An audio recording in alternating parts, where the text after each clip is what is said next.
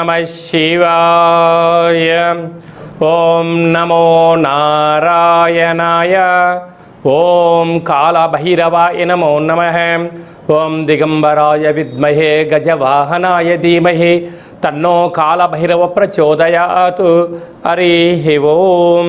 మా ఛానల్కి స్వాగతం. చూస్తున్న వీక్షకులకు ప్రేక్షకులకు ప్రియ కాళభైరవ భగవద్బంధుకి స్వాగతం పలుకుతూ మమ్మల్ని ఎంతగానో ఆదరిస్తూ ఉండబడినటువంటి ప్రియ సోదర సోదరీమణులకు, జ్యోతిష్య అభిమానులకు, సనాతన ధర్మ సంరక్షకులు అందరికీ కూడా ఆదివారం అమావాస్య సందర్భంగా, మిగులు సోమవతి అమావాస్య సందర్భంగా ఎలాంటి విధి విధానం పాటించాలి, అఖండమైనటువంటి అష్టకష్టాలకు స్వస్తి పలుకుతూ 8 సంవత్సరాల తర్వాత అధిక జ్యేష్ఠమాస అమావాస్య సందర్భంగా ఎలాంటి విధి విధానం పాటించడం వలన రాజయోగం కలిగి నరదృష్టిని, శత్రు ప్రభావాలను ఎలా తొలగించుకోవాలో సవివరంగా సంపూర్ణంగా తెలుసుకుందాం.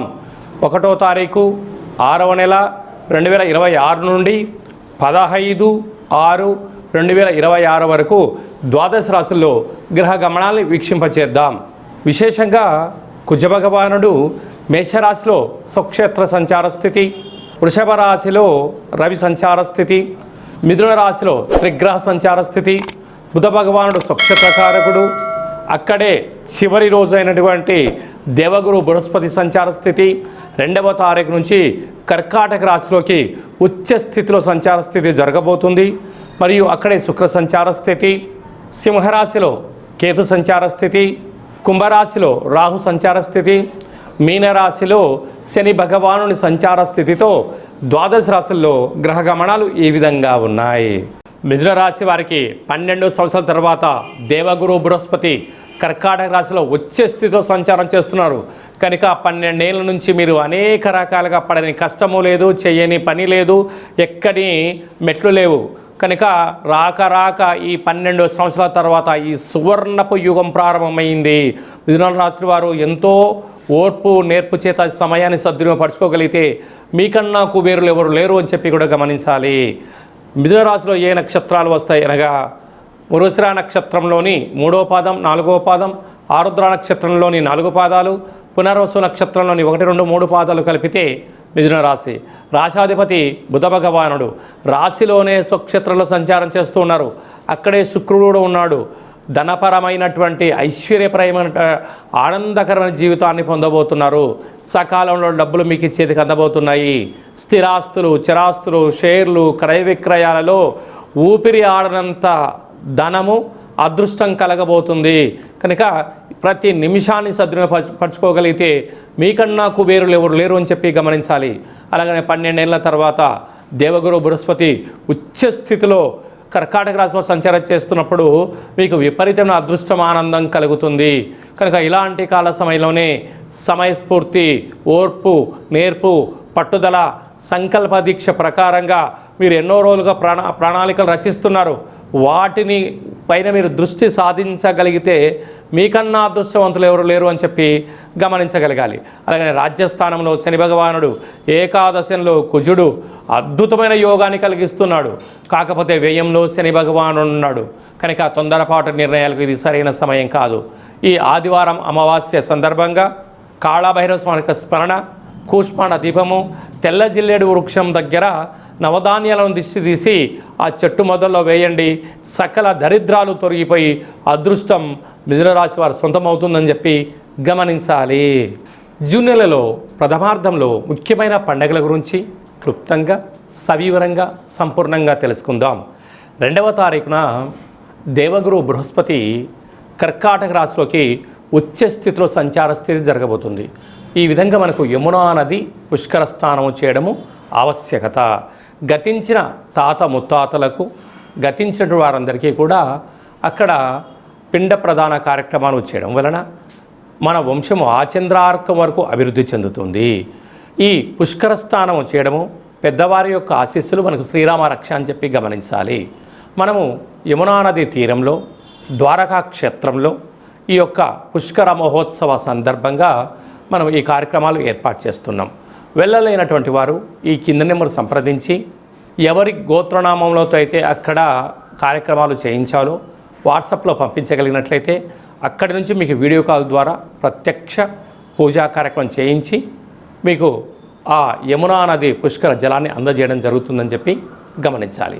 అలాగనే మనకు విశేషంగా 8వ తారీఖున కాళాష్టమి, 8 సంవత్సరాల తర్వాత అధిక జ్యేష్ఠ మాసంలో బహుళపక్షంలో అష్టమిని కాళాష్టమి అంటారు. కనుక కాళాన్ని జయింపజేసే శక్తి కాలభైరవుడికి ఉంటుంది. కాలభైరవుడి యొక్క స్మరణ ధ్యానము ఉత్తమమైనటువంటి జీవితానికి స్వాగతం పలకవచ్చు అని చెప్పి గమనించాలి. 13వ తారీఖున శని త్రయోదశి. ఆ శని భగవాన్ యొక్క స్మరణ ధ్యానము దీపము అభిషేకం వలన శని దోషాలు తొలగిపోతాయని చెప్పి గమనించాలి. 14వ తారీఖున విశేషంగా ఎన్నడూ లేనటువంటి విధంగా 8 సంవత్సరాల తర్వాత అధిక జ్యేష్ఠమాస బహుళపక్ష అమావాస్య ఆదివారం. అలాగనే మిగులు 15వ తారీఖున సోమవతి అమావాస్య. అమావాస్య అనగానే మనకు ఇంటి ముందర గుమ్మడికాయని తీసి పగలగొట్టుకోవడం, కుళ్ళిపోయిన గుమ్మడికాయని తీసి బయట వేసేసుకోవడం, గుమ్మడికాయ కట్టుకోవడము, సకలమైన నరదృష్టి వాస్తు దృష్టి దోషాలు తొలగించుకొని యంత్ర మంత్ర తంత్ర సాధన చేయడం వలన అఖండ అష్టైశ్వర్యాలు కలుగుతాయి. ఇది అధిక జ్యేష్ఠ మాసం విశేషంగా ఆదివారం అమావాస్య సందర్భంగా మనము ఏ చిన్న ఆవగింజంత పూజా కార్యక్రమాలు చేసినా గుమ్మడికాయంత ఫలితం కలుగుతుందని చెప్పి గమనించాలి.